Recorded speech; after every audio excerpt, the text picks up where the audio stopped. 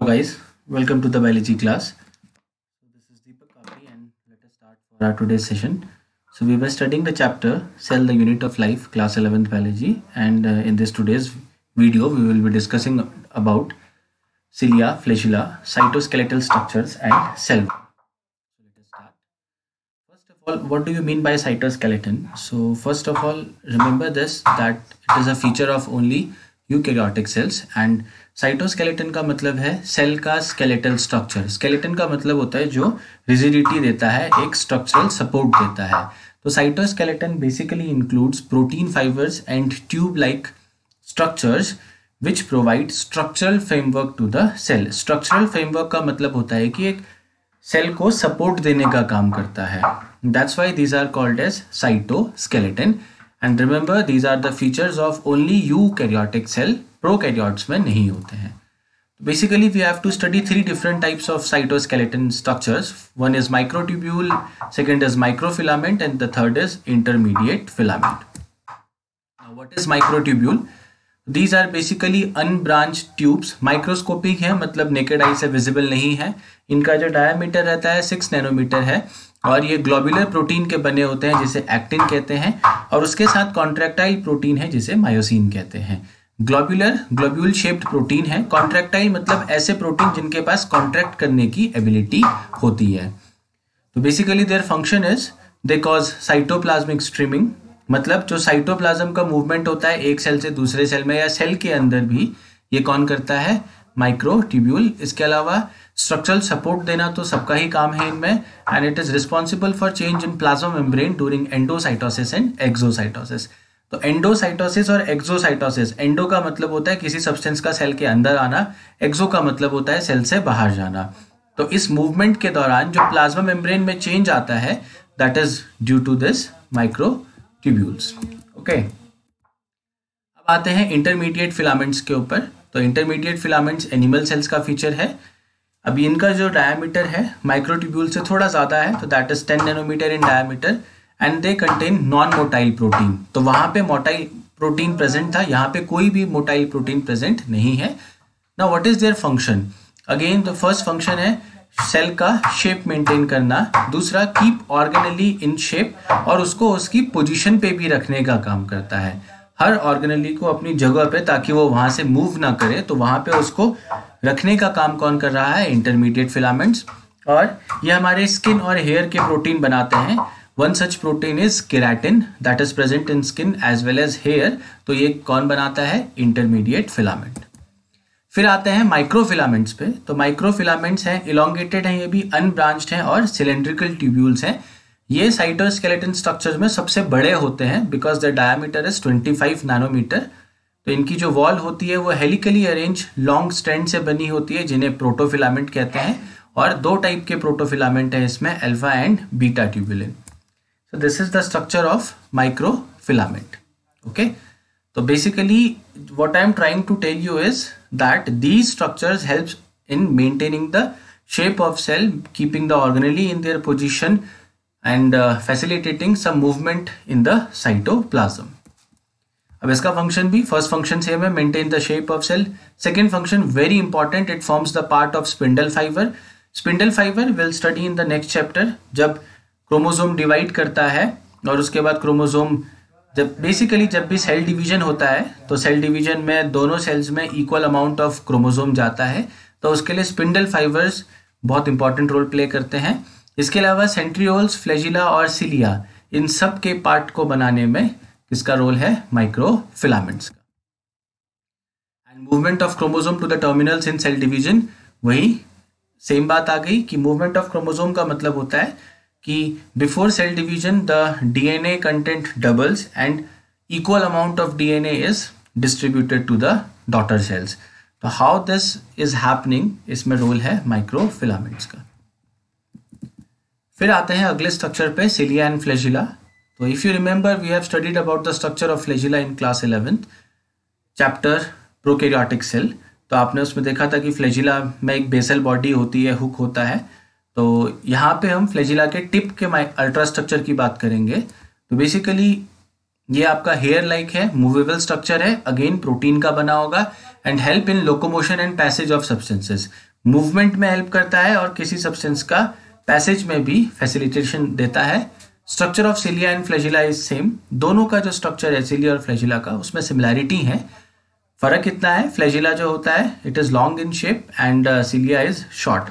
For example what I am trying to tell you here is that अगर ये एक cell है तो इस सेल में आपने यूग्लिना देखा होगा, तो यूग्लिना में कुछ ऐसे फ्लैजिला होते हैं, तो लॉन्ग फिलामेंट को फ्लैजिला कहा जाता है। उसी की जगह आप पैरामीशियम का स्ट्रक्चर देखेंगे तो उसकी बॉडी में ऐसे स्मॉल हेयर लाइक स्ट्रक्चर्स हैं, these are called as cilia.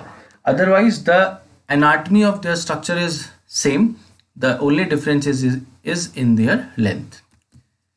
Now structure, now it is made of, एक सेंट्रल कोर होता है इसमें जिसे कहते हैं एक्सोनिम, और दिस एक्सोनिम हैज, यहाँ पे स्पेलिंग एरर है, this is basically exonym. So this exonym has 9 pair of radially arranged microtubules at end and 1 pair microtubule at center। अब इसका मतलब क्या है इस डायग्राम से समझिए। यह आपका फ्लैजिला का अल्ट्रा स्ट्रक्चर है, तो जिसमें सेंट्रल कोर की बात कर रहा था, this portion is the central core, और इस सेंट्रल कोर के चारों तरफ 9 pairs of radially arranged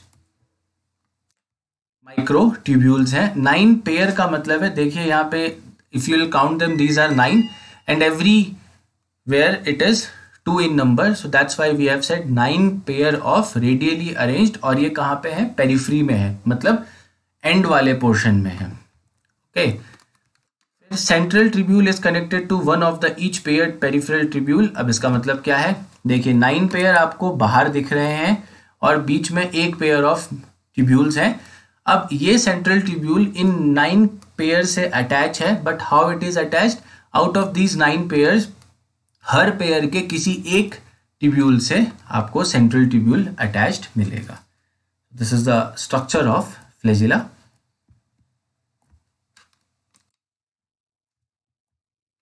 give me a moment. Okay, these tubules arise from basal body. तो ये ट्रिब्यूल कहाँ से अराइज करते हैं, बेसल बॉडी। अब बेसल बॉडी क्या है, इफ़ यू रिमेंबर हमने जब प्रोकैरियोट्स में फ्लैजिला का स्ट्रक्चर पढ़ा था, तो say for example if this is the cell wall of prokaryote, तो यहाँ पे कुछ रिंग्स होती हैं जिसे कहा जाता है बेसल बॉडी।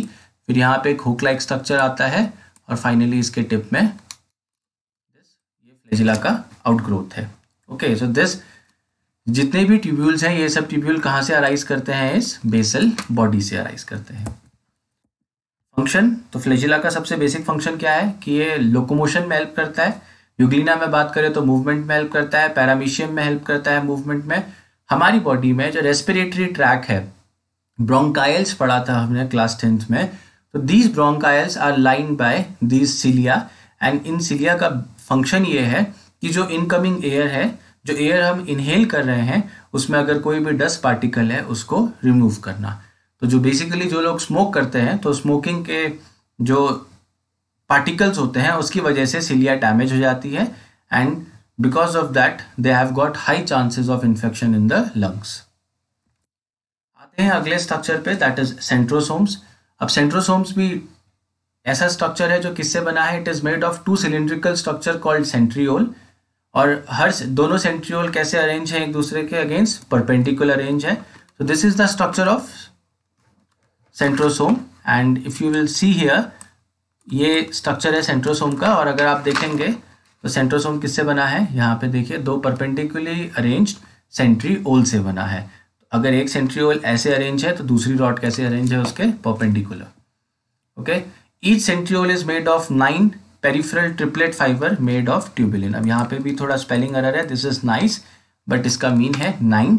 तो हर सेंट्रियोल, अब इन दोनों रॉड में से भी एक रॉड की बात करें तो आप देखेंगे कि इसमें you see 1 2 3 4 5 6 7 8 9 peripherally arrange tubules हैं, और ये जिस प्रोटीन के बने होते हैं उस प्रोटीन का नाम है ट्यूबुलिन। ओके, अब एक जो आपका ये ट्यूब्यूल है, ट्रिपलेट जो है, ये दूसरे से किससे जुड़ा है, it is connected to another by linker. तो यहाँ पे आपको लिंकर टर्म दिख रहा है, इसका मतलब क्या है यहाँ से समझते हैं। See for example,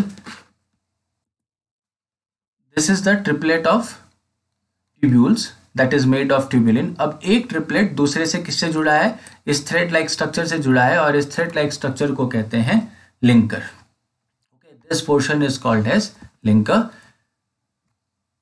centre of the centriole is hub and hub is connected to triplet by spokes. इसका मतलब क्या है ये समझते हैं। अब हर सेंट्रियोल का यहाँ पे ये पोर्शन देखिए, this is called as hub. तो इस हब से सारे के सारे ट्यूब्यूल्स जुड़े हैं और जिस थ्रेड से ये जुड़े होंगे this thread is called as spoke. Basically this is the structure of centriole. Again I am repeating, ये सारे स्ट्रक्चर्स यूकैरियोटिक सेल में ही पाए जाते हैं। These are absent in the prokaryotic cell. अब इसका फंक्शन क्या है? तो इसका पहला फंक्शन है कि ये स्पिंडल फाइबर्स बनाने में हेल्प करता है, again which helps in the cell division. This we will study in the next chapter. Cell cycle में पढ़ेंगे तो ये चीज़ें क्लियर हो जाती हैं। दूसरा, basal body of the cilia and flagella. तो फ्लैजिला और सिलिया का जो बेसल बॉडी वाला पोर्शन होता है, इसको बनाने में भी सेंट्रोसोम का रोल है। तो basically that covers all the cytoskeletal structures and filaments that is present in the cell and their function. अब एक टॉपिक जो प्लांट सेल से रह गया था, that is cell wall. We know that other than animals, चाहे हम protist की बात करें, मोनेरा की बात करें, फंजाई की बात करें और प्लांटी की बात करें, चारों में एक फीचर कॉमन है कि इन सब में क्या है? Presence of cell wall.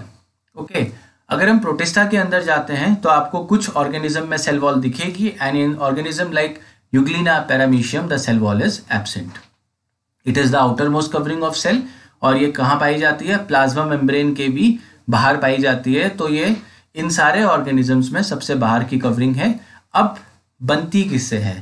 तो जब हम एल्गी की बात करते हैं तो एल्गी में it is made of cellulose, galactans और मैनिन्स। प्लांट की बात करते हैं तो यहाँ पे सेल्यूलोज, हेमीसेल्यूलोज और पैक्टिन की बनती है। फंजाई की बात करते हैं तो इसमें काइटिन की बनती है और बैक्टीरिया की बात करें तो it is made of chemical peptidoglycan, pseudomurein and lipid. So these are the chemical composition of different organisms in which the cell wall is present. अब आते हैं, sorry this is not the right structure. Okay, now structure of cell wall. तो the cell wall is divided into 3 parts. अब जो cell wall है वो further 3 अलग अलग parts में divided है and these parts are middle lamella, primary cell wall and secondary cell wall. तो सबसे पहले जो सेल वॉल बनती है प्लांट में that is the middle lamella. Okay, the first form layer in the cell is middle lamella और ये किसकी बनी है? कैल्शियम और मैग्नीशियम की बनती है। कैल्शियम पैक्टेट भी कहीं मेंशन होगा, कैल्शियम पैक्टेट की भी बनती है। इसका मतलब ये है if this is the plant cell तो इसके बाहर सबसे पहले जो लेयर आएगी वो लेयर कहलाती है मिडल लैमिला। ओके, अब इसके अंदर की तरफ को, इस तरफ और बाहर की तरफ को भी जो second layer of cell wall आती है that is called as primary wall. तो अगर आप यहाँ डायग्राम देखते हैं, I will suggest you that this is middle lamella और इसके अंदर की तरफ को आप सेल वॉल देखेंगे तो कौन सी आई? प्राइमरी वॉल आई। Okay, primary wall actively dividing cells का फीचर है। मेरिस्टेमेटिक सेल्स में आपको प्राइमरी सेल वॉल दिखती है। इसके पीछे रीजन ये है कि this cell wall is thin, elastic और एक्सटेंसिबल है and it is made of cellulose. तो प्राइमरी सेल वॉल किसकी बनी है? सेल्यूलोज की बनी है। कहाँ पे डिपॉजिट होती है? मिडल लैमिला के अंदर और बाहर की तरफ को। फिर इसके बाहर जो सेल वॉल आएगी that is called as secondary cell wall और सेकेंडरी सेल वॉल बेसिकली बनती है by the cross linkage of the cellulose fibrils. Okay, अब प्राइमरी वॉल के भी अंदर की तरफ को आपको क्या दिखेगी? सेकेंडरी सेल वॉल दिखेगी और ये किसकी बनी है? Cross linkage of cellulose. अब जैसे जैसे प्लांट की एज होती है तो this secondary cell wall is further deposited by certain chemicals. ये सही स्टेटमेंट नहीं है, मतलब कि सेकेंडरी सेल वॉल के ऊपर और ज़्यादा आपको केमिकल्स के डिपोजिशन दिखेंगे। फॉर एग्जाम्पल आपको लिग्निन का डिपोजिशन दिखेगा, सुबेरिन का दिखेगा, वैक्स, टैनिन्स, रेजिन्स और गम्स। बेसिकली इनमें से ज़्यादातर सेकेंडरी मेटाबोलाइट्स हैं जिनका सेल के अंदर कोई रोल नहीं है, बट ये सेकेंडरी फंक्शन परफॉर्म करते हैं, ग्रोथ डेवलपमेंट में रोल नहीं है। तो लिग्निन आप देखेंगे तो प्लांट में जितने भी डेड सेल होते हैं उनका फीचर है। ऐसे ही suberin, we will study about this in roots. Plant के रूट्स में सुबेरिन केमिकल पाया जाता है। Similarly wax, tannin that is present in tea plant. ऐसे ही रेजिन पाइनस में आपको रेजिन दिख जाता है। तो ये सब केमिकल्स सेकेंडरी वॉल के ऊपर कोटिंग के फॉर्म में प्रेजेंट होते हैं। अब आता है फंक्शन। तो सेल वॉल का सबसे इंपॉर्टेंट फंक्शन क्या है कि वो सेल को एक डेफिनेट शेप देता है। दूसरा, सेल के प्रोटोप्लाज्म को किसी भी प्रकार की इंजरी से बचाता है, तो प्रोटेक्टिव फंक्शन है इसका। थर्ड, ये सेल को मजबूती देने का काम करता है और प्लांट टिश्यूज को सपोर्ट करने का काम करता है। देखो, you should understand why it is not present in animal, because animal का एक फीचर है कि वी आर मूवेबल, तो we can protect if something is happening to us, some kind of injury or some kind of attack is being done on animal, they have the choice to move, but plant can't move. So in order to protect them, they have evolved themselves that they have a cell wall outside their plasma membrane. Okay, then cutin and suberin prevent water loss from the plant. We have studied about transpiration in class 10th.